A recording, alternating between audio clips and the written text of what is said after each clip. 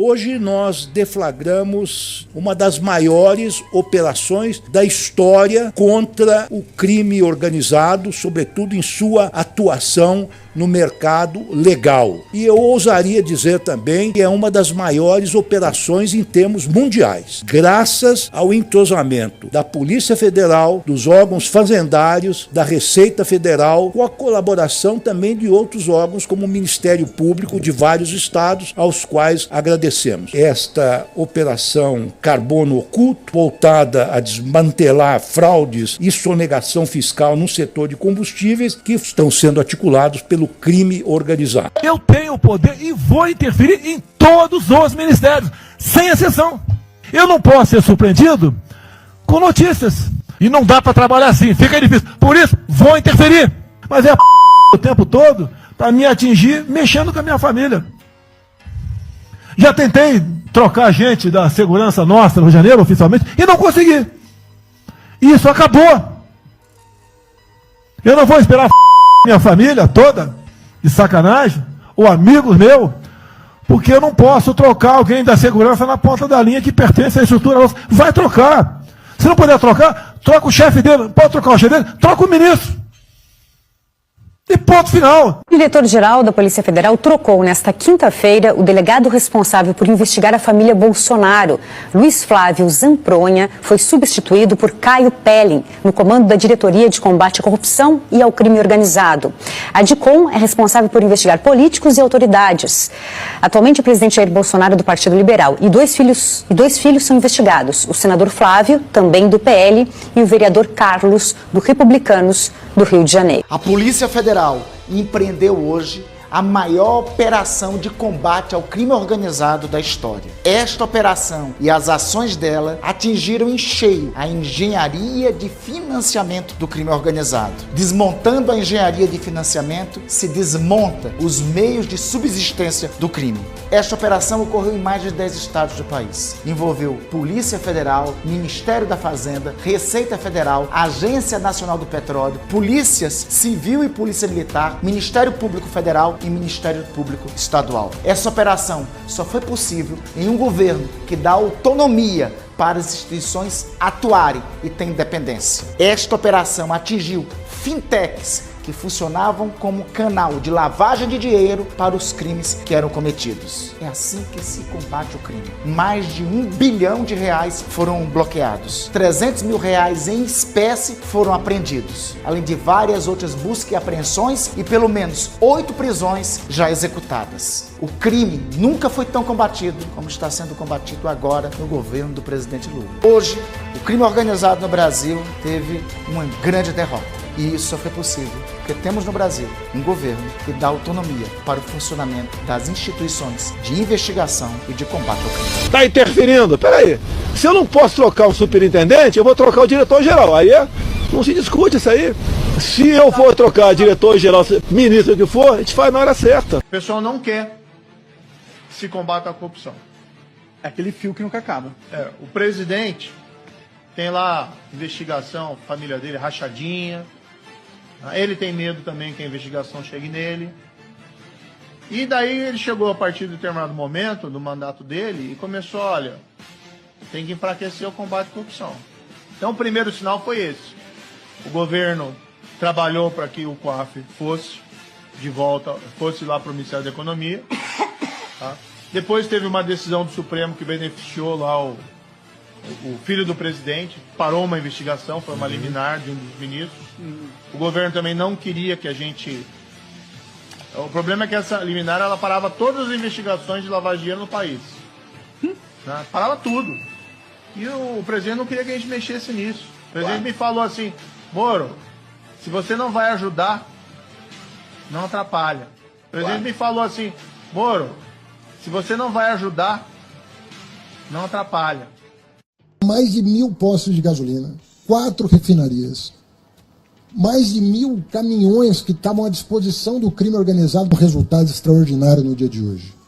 Nós estamos falando hoje de 3 operações, grandes operações, que ocorrem em 10 estados da federação. É uma grande ação, é a maior da história do Brasil, sem sombra de dúvida, e inaugura uma forma nova de trabalhar. Nós estamos falando de uma operação que contou com a investigação da Polícia Federal e com a fiscalização da Receita Federal. É a maneira correta de usar a inteligência do Estado para chegar ao alto escalão do crime, aos verdadeiros líderes do crime. Porque são muitas camadas que precisam ser abertas para se chegar no patrimônio do crime organizado. Porque se você prende uma pessoa, mas o dinheiro fica à disposição do crime, essa pessoa presa vai ser substituída por outra. Essa operação é exemplar porque ela conseguiu chegar na cobertura do sistema. E nós estamos falando aqui de uma operação que envolveu a investigação desses fundos, por onde transitou, ministro Sidônio, 52 bilhões de reais em 4 anos. Isso tem anos que é assim. As pessoas sabem que é assim, mas precisava desse esforço de coordenação nacional para nós chegarmos no coração do problema e conseguirmos enfrentar. Isso não é obra do acaso.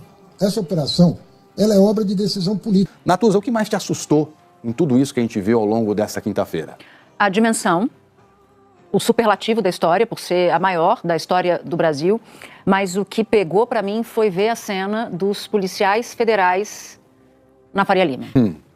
Foi uma imagem muito chocante. Emblemática. É emblemática porque mostra o grau de pulverização, o poder, a capacidade que se tem de se chegar, não só na economia formal, que já não era uma grande novidade, mas chegar ao coração financeiro em somas na casa dos bilhões, tanto em bancos digitais, as chamadas fintechs, quanto também em fundo de investimento. Empresas com ações na Bolsa. Exatamente. Listadas na Bolsa. Listadas na Bolsa. Então, para mim, esse foi o elemento mais impressionante, para além da extensão do esquema todo. O governo Lula vai monitorar seus gastos com cartão de crédito e Pix, que movimentam acima de R$5 mil para pessoas físicas e 15 mil para empresas. Nós fizemos uma ação de controle de constitucionalidade junto ao PL Nacional para derrubar essa decisão da Receita Federal no STF. Você lembra quando o Nicolas Ferreira saiu espalhando por aí que o governo queria vigiar o seu Pix? Toda a desinformação que ele criou fez com que o governo tivesse que recuar na fiscalização das fintechs. E adivinha só quem é que se aproveitou dessa brecha? Estamos falando aqui de um esquema que envolve o setor de combustíveis e também o setor financeiro. As operações da Polícia Federal que aconteceram hoje mostraram que a gente já sabia. O crime organizado não está só num beco traficando, vendendo cocaína. Ele está hoje infiltrado em inúmeros mercados formais, como é, por exemplo, o mercado de combustíveis. Sabe como? Pelo Pix, porque o crime organizado está se beneficiando de todas essas fintechs que hoje não estão sendo fiscalizadas. Mesmo os criminosos que sonegam bilhões de reais em impostos precisam lavar esse dinheiro, dar aparência legal a essa fortuna. Isso foi possível com um tratamento diferenciado que a legislação dá aos bancos e às fintechs. Segundo os investigadores, o PCC usava a fintech BK Bank para operar o dinheiro ilícito e recorria às chamadas contas bolsão. Nesse tipo de conta, a fintech não precisa informar às autoridades o nome dos clientes e os valores que eles movimentam. Conta bolsão é um problema, porque a fintech atua com os diversos clientes, ela tem uma conta numa instituição financeira, num banco comercial, como nós conhecemos, mais tradicional. Essa conta não identifica cada cliente, e ao não identificar cada cliente, torna o percurso do dinheiro mais complexo de ser provado. O dinheiro dos postos de combustíveis ia direto para essas contas bolsão. Nicolas dizia tá defendendo você, a sua liberdade, o seu negócio, o empreendedorismo. Mas eu te pergunto, quem é que lucrou? Quem é que tá lucrando com tudo isso? Chega de responsabilidade. Ou a gente entende a gravidade do que está acontecendo, foca de fato em cortar esses esquemas de lavagem de dinheiro, sufocar o dinheiro do crime organizado, ou a gente vai ficar cada vez mais refém de organizações criminosas que hoje já são globais. O governo diz que essas medidas são modernização fiscal. Conversa pra boi dormir. Conversa pra boi dormir. Ai, quem não deve não teme. Ah, é mesmo? No ano passado, depois de muito debate com o sistema financeiro, com as instituições financeiras, nós fizemos o óbvio. Publicamos uma instrução normativa estendendo às fintechs as mesmas obrigações de transparência, as mesmas obrigações de prestação de informações que todas as instituições financeiras têm há mais de 20 anos no Brasil. Publicamos essa instrução em setembro do ano passado, para valer a partir de janeiro.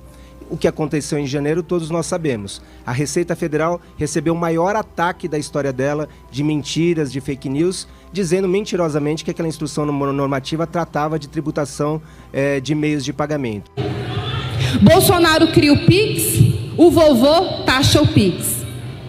Essas fake news foram tão fortes que, apesar de todo o esforço da Receita Federal, ajudada, diga-se, pela mídia tradicional aqui do Brasil, nós não conseguimos reverter essas mentiras por conta da força de quem as impulsionava, o que já estava, inclusive, prejudicando o uso dos meios de pagamento instantâneo. Nós tivemos que dar um passo atrás e revogar essa instrução normativa. E as operações de hoje mostram quem ganhou com essas mentiras, com essas fake news: o crime organizado. As operações de hoje mostram que, independentemente das intenções, as pessoas que espalharam aquelas fake news, aquelas mentiras no início do ano, ajudaram o crime organizado. Foi duro. Horrível, pai.